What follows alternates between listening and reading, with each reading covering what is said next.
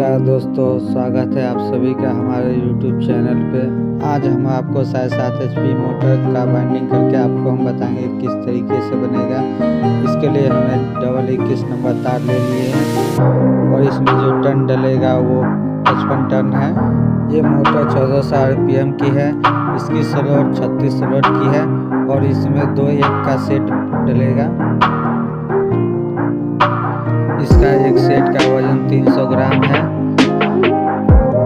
तो टोटल इसका वजन हो जाएगा 5 किलो 400 ग्राम 2 1 का सेट को लगाकर। तो चलिए इसकी बाइंडिंग करते हैं।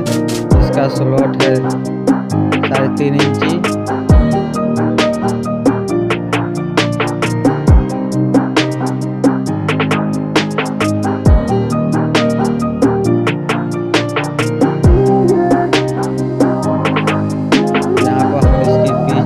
रखेंगे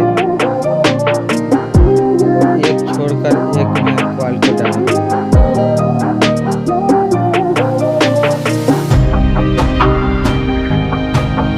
तो देख सकते हैं आपको ये 8 इंच है।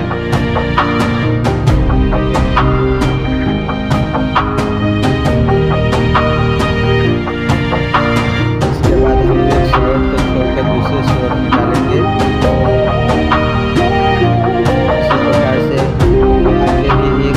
दूसरे स्लॉट में डालेंगे।